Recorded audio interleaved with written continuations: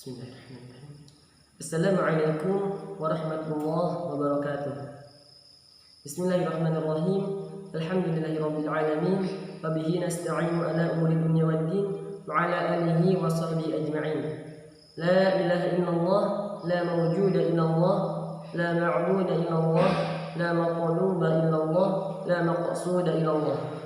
Bismillah tawakkalna 'ala Allah, la haula wa la quwwata illa billahil 'aliyyil 'azim. Rabbi shrah li sadri wa yassir li amri wahlul 'uqdatam min lisani yafqahu qawli. Amma ba'd. Baik teman-teman yang dirahmati Allah Subhanahu wa taala, insyaallah pada sesi kali ini saya akan membawakan sebuah program yaitu mengkaji kitab Safinatun Najah, yang mana merupakan salah satu kajian kitab kuning bab fikih terkait ibadah amaliyah atau ibadah keseharian kita, seperti tata cara sholat, wudu, dan lain sebagainya.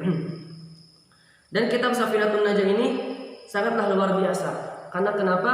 Karena kitab Safinatun Najah ini menjadi kitab dasar di sebagian besar pondok yang ada di Indonesia.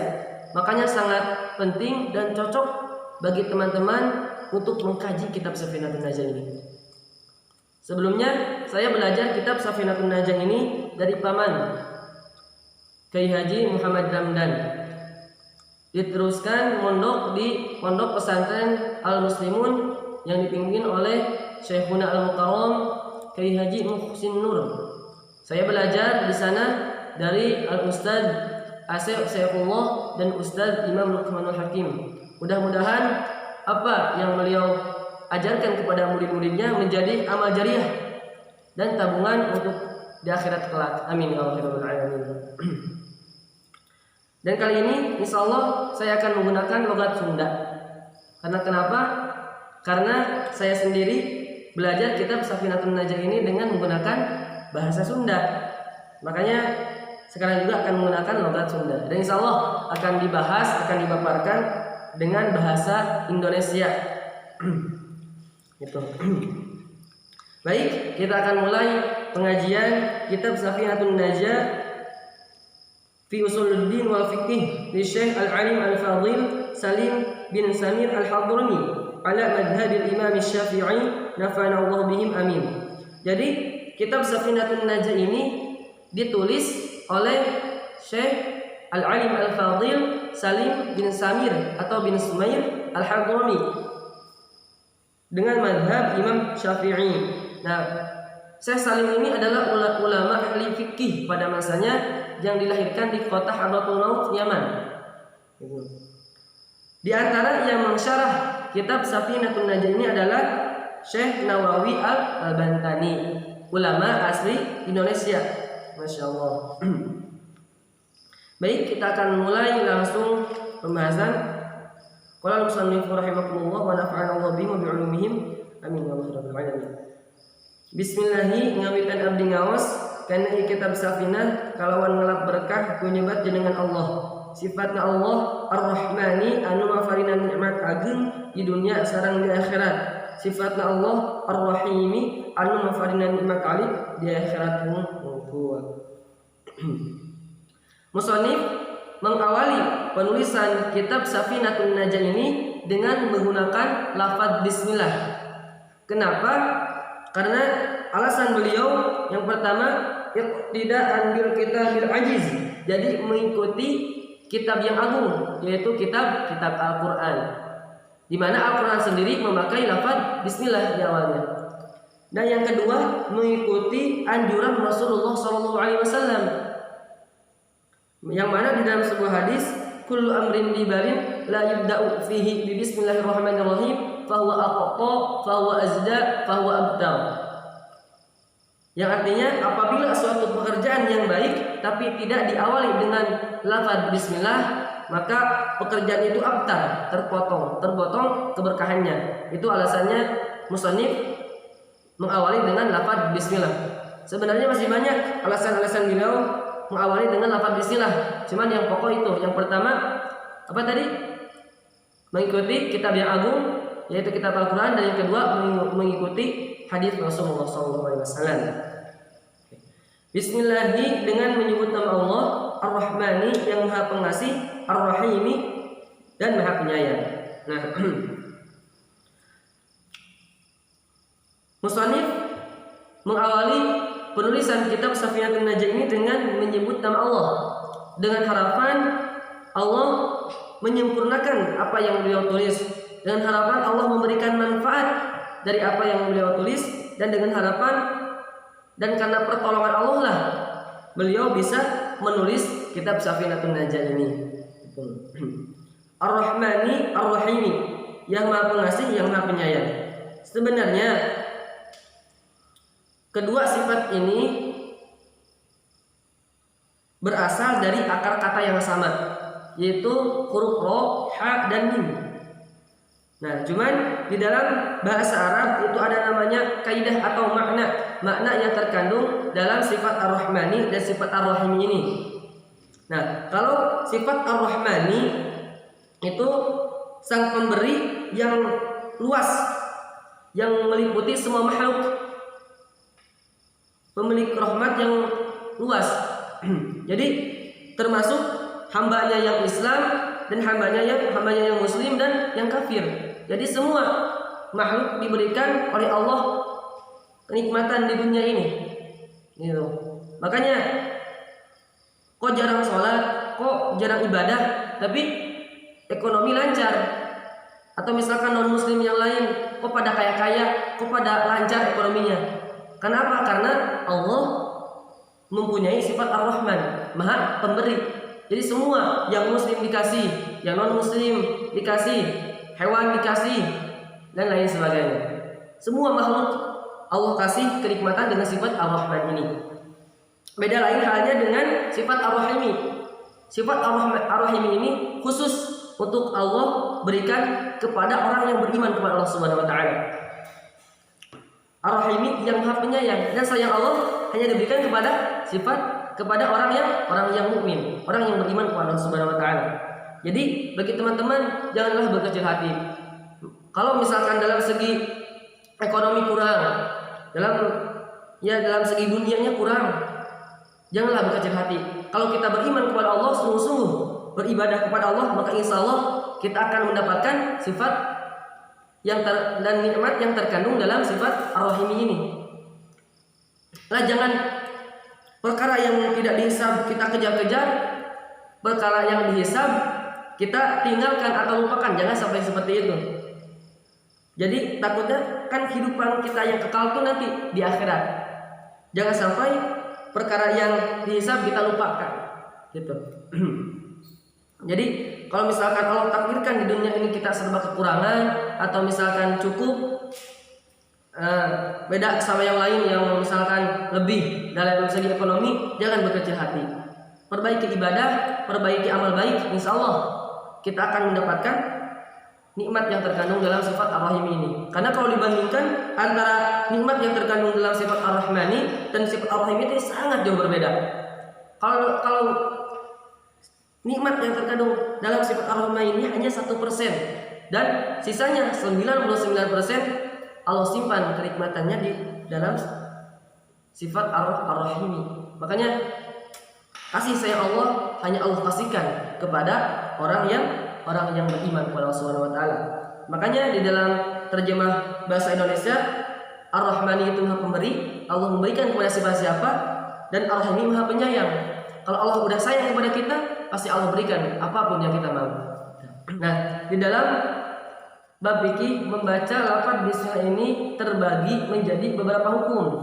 Yang pertama hukumnya wajib, yang kedua hukumnya sunnah, yang ketiga hukumnya makruh, yang keempat hukumnya haram, dan yang kelima hukumnya mubah. Yang pertama wajib. Apa itu wajib? Wajib itu apabila kita kerjakan kita mendapatkan pahala, apabila kita tinggalkan kita mendapatkan dosa. Sunnah, apabila kita kerjakan kita mendapatkan pahala, apabila kita tinggalkan kita tidak mendapatkan dosa. Makruh, apabila kita kerjakan kita tidak mendapatkan dosa, apabila kita tinggalkan kita mendapatkan pahala. Haram, apabila kita kerjakan kita mendapatkan dosa, apabila kita tinggalkan kita mendapatkan pahala. Mubah, mau kita kerjakan, mau kita tinggalkan, tidak akan mendapatkan pahala, tidak akan mendapatkan siksa. Nah, itu perbedaannya. Yang pertama, membaca bismillah yang hukumnya wajib. Contoh, seperti kita membaca bismillah di dalam sholat. Nah, kenapa wajib? Karena bismillah itu termasuk dalam surat Al-Fatihah. Sedangkan surat Al-Fatihah itu adalah rukun sholat. Nah, kalau misalkan rukun sholatnya tidak sempurna, dikhawatirkan sholatnya juga tidak sempurna, bahkan tidak sah. Makanya wajib hukumnya membaca bismillah di dalam surat Al-Fatihah pas waktu sholat. Dan untuk pengetahuan, misalkan kalau teman-teman disuruh jadi imam masjid, ya imam masjid lah, akan disuruh ya. Pas waktu yang disunahkan jahar atau keras, yaitu waktu maghrib, isya, dan subuh. Nah, sebenarnya di dalam membaca lafaz bismillah ini ada 3 versi. Yang pertama itu jahar, keras. Yang kedua sir, pelan. Dan yang ketiga tidak dibaca sama sekali. Nah, yang pertama itu jahar, yang diambil oleh mazhab Imam Syafi'i. Contoh, Bismillahirrahmanirrahim. Alhamdulillahi rabbil alamin. Itu yang jahar. Dan yang kedua itu sir, pelan, diambil oleh mazhab Hanafi dan mazhab Hambali. Contoh, Alhamdulillahi rabbil alamin. Itu yang diambil dari mazhab Hanafi dan mazhab Hambali. Jadi sir. Dan yang ketiga tidak dibaca sama sekali lafaz bismillahnya. Ini diambil oleh mazhab Maliki. Contoh, Alhamdulillahi rabbil alamin. Jadi tidak dibaca lafaz bismillahnya. Nah, terus yang mana yang harus kita ambil? Nah, kan kalau kita misalkan mazhab Imam Syafi'i, maka kita ambil yang pertama, yang jahar. Jadi lafaz bismillahnya itu dibaca keras. Nah, itu yang kita ambil, insyaallah. Itu untuk pengetahuan aja. Misalkan kalau teman-teman berangkat umroh, haji dan lain sebagainya, kebetulan sholat di Masjidil Haram misalkan, yang pasti imamnya itu membaca bismillahnya sir.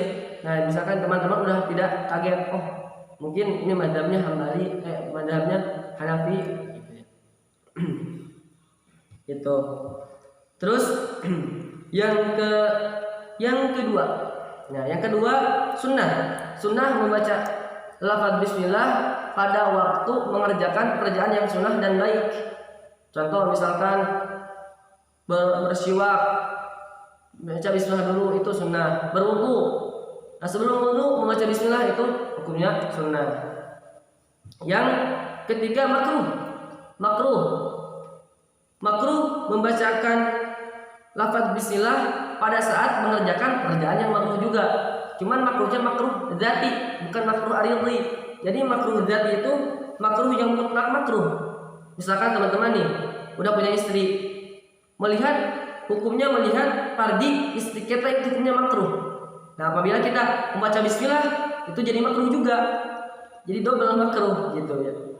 Nah, kalau makruh aridhi itu seperti makruhnya itu karena faktor yang lain. Nah, seperti memakan pete, memakan bau-bauan pete, jengkol dan lain sebagainya. Itu makruh aridhi. Jadi, kalau misalkan kita makan kebetulan alatnya pete atau jengkol ya, itu sebelum makan ya disunahkan membaca bismillah gitu. Meskipun lalapnya pete, karena tidak makruh mengucapkan bismillah, karena makruhnya itu makruh aridhi. Jadi tidak makruh mengucapkan lafaz bismillah. Nah, yang keempat haram mengucapkan atau membaca lafaz bismillah pada saat mengerjakan pekerjaan yang haram juga. Contoh zina, jadi mutlak haramnya, dan haramnya haram dzati, bukan haram aridhi. Zina, maling, jadi mutlak haram. Misalkan mau zina ya, bismillahirrahmanirrahim, cowos misalkan. Nah, itu haram membacakan bismillah karena pekerjaan zina juga haram. Kalau haramnya haram aridhi, itu tidak diharamkan membaca bismillah. Contoh misalkan kita berwudu memakai airnya air hasil rampasan atau hasil maling misalkan. Nah, itu tetap sebelum wudu itu disunahkan membaca bismillah. Cuman airnya air haram, air hasil mencuri. Cuman dalam membaca bismillah itu tetap disunahkan. Nah, itu perbedaannya. Dan yang kelima tuh mubah. Mubah tuh yang tadi apabila kita kerjakan atau tinggalkan tidak akan mendapatkan pahala, tidak akan mendapatkan dosa. Contohnya, ini pulpen. Memindahkan barang dari tempat yang satu ke tempat yang lain. Ini kan, ini misalkan dipindahin. Ini barang tempat pertama, ini tempat kedua. Itu mubah hukumnya. Nah, kalau misalkan membacakan Bismillahirrahmanirrahim. Nah, itu ulama berbeda pendapat. Yang pertama, ya tetap aja mubah dalam membaca bismillahnya. Nah, yang kedua, membaca bismillahnya jadi sunnah. Karena kenapa? Karena ulama yang lain mengatakan bismillah itu adalah zikir. Nah, jadi sunnah hukumnya. Itu terserah teman-teman mau ngambil yang pendapat pertama atau pendapat kedua. Ini pendapat pertama, membacakan bismillahnya mubah, tetap mubah ya. Jadi mengadakan mubah dalam membacakan lafaz bismillah. Nah, kalau yang kedua tidak mengadakan mubah dalam membacakan lafaz bismillah. Jadi hukumnya sunnah gitu. Mungkin itu yang dapat saya sampaikan. Mohon maaf apabila ada kata-kata yang salah, karena saya juga masih belajar, masih santri. Apalagi kalau misalkan orang Sunda ngomong Indonesia, ribet, pabelit. Gitunya, mudah-mudahan ada manfaatnya, khususnya buat Anda sendiri dan umumnya buat Anda semua. Allahumma ila qawtorik. Assalamualaikum warahmatullahi wabarakatuh.